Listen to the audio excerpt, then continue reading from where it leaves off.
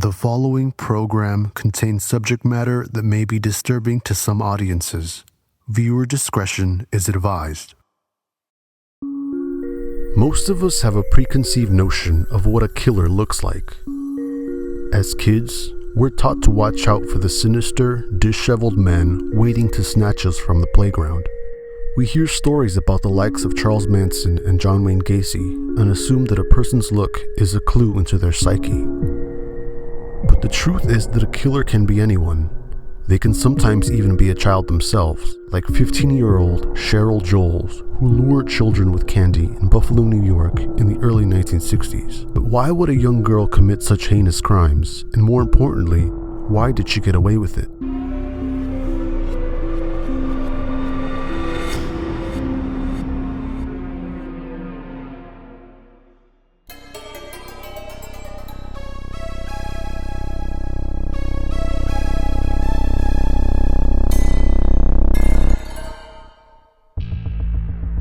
It's June 22, 1961 in Buffalo, New York, and 5-year-old Richie Edgington is playing hide-and-seek with his friends. He's off on his own looking for a place to hide when he's approached by a young woman. He thinks she looks like someone old enough to be his mother, but she's actually only 15. Her name is Chyrel Jolls, and she tells the young boy that she's a family friend who's come to take him away. When he hesitates and backs away, she grabs him by the wrist. Richie is confused, but does as he's told. She takes him by the hand and leads him toward the zoo. On the way there, she collects a piece of rope and a plastic bag from the ground. They walk through the zoo and eventually make their way through Delaware Park and onto an old railroad track. She leads the young boy to a small body of water. This is where I'm going to drown you, and you'll never see your mother or father again. For an unknown reason, she changes her mind, gives the boy a piece of candy, and tells him that they're going to play cowboys and Indians. She strips him down to his underwear, wraps the plastic bag over his head, gags him with a piece of cloth, and ties him to the railroad tracks. She walks away, leaving Richie alone and terrified. The boy manages to untie himself and runs for help.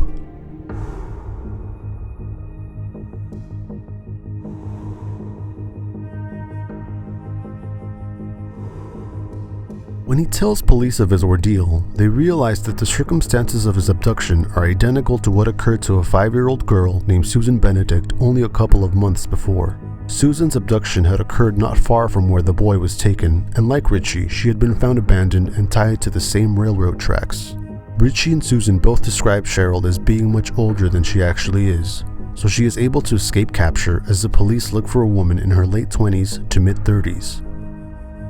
Investigating deeper into Chyrel Jolls' past offers some clues as to what would lead her to such despicable acts. Chyrel didn't grow up with a stable family and had spent much of her childhood in and out of mental asylums and foster homes. She was subjected to barbaric treatments that included shock therapy. At the age of 12, she was suspected to have set fire to a group home where she was living. While staying with an aunt, Chyrel had tied up one of her cousins and locked them in a room, an event that would foreshadow her future kidnappings. But the crime that she committed the day after Richie Edgington was found tied to the railroad tracks would turn her from a disturbed kidnapper into a cold-blooded killer. At 3:30 p.m. on Friday, June 23, 3-year-old Andrew Ashley says goodbye to his parents as he leaves his apartment building to go visit a neighborhood friend who lives nearby. Several hours pass and Andrew doesn't return, so his parents make their way to the neighbor's house only to find that the neighbors aren't home.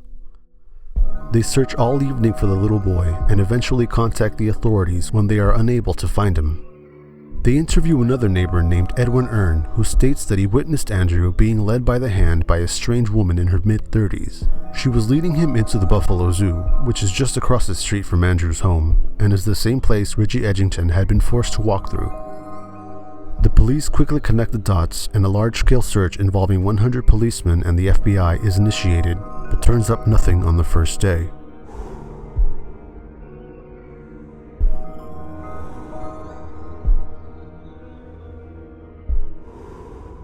Remembering how Richie Edgington had said that the woman who took him threatened to drown him, The police search lakes and ponds near Delaware Lake on Saturday morning. That same day, Chyrel attempts to abduct 2 other children by offering them candy, but is caught by the parents and taken into police custody. The police interrogate her, but eventually let her go because they're under the false impression that the suspect they're looking for is a much older woman. The next morning, Chyrel calls Andrew's mother and asks her to tell police to call off the investigation. Mrs. Ashley, your son Andrew's okay. If he calls the police, then I promise I'll let him go. The FBI are able to trace the call to a phone booth in town, and when they arrive, Chyrel is still inside speaking to Mrs. Ashley. She's taken in by the FBI and claims that she was only calling Mrs. Ashley in an attempt to console her. Once again, she's released without further investigation. That afternoon, the body of Andrew Ashley is discovered floating in Delaware Park Lake. His hands and feet are bound and he has a dish rag tied around his neck. The medical examiner determines that the boy died only an hour after being abducted.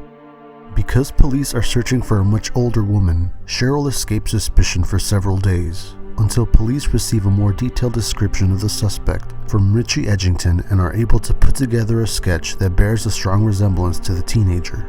For the 3rd time, Chyrel is brought into the police station. This time, Richie identifies Chyrel as his kidnapper and her home is searched. Police find a diary containing information about Andrew's disappearance as well as a map of the area he was found in labeled "The Way I Went Last Friday."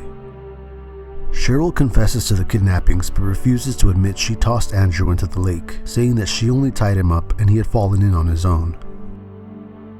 She's indicted on August 2, 1961, but is found unfit to stand trial and admitted to Matewan State Hospital for the Criminally Insane in January of 1962. 2 years later, it's determined that she's become stable enough to stand trial and she's returned to Buffalo. Only 2 weeks into the trial, the judge declares a mistrial because of Cheryl's hostile and unusual behavior. She's returned to the mental hospital. 5 years later, she petitions for a release, and with the help of testimony from her psychiatrist, all charges against her are dropped. She's transferred to a civil mental institution, and according to her medical records, she is released on January 29, 1971.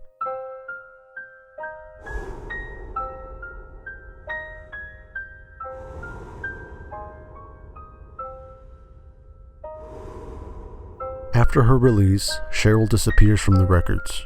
Her current whereabouts are a mystery. Now I'd like to know what you think. How should people with mental health issues who commit murder be treated by the law? If you like this video, please subscribe to Crypticc for more.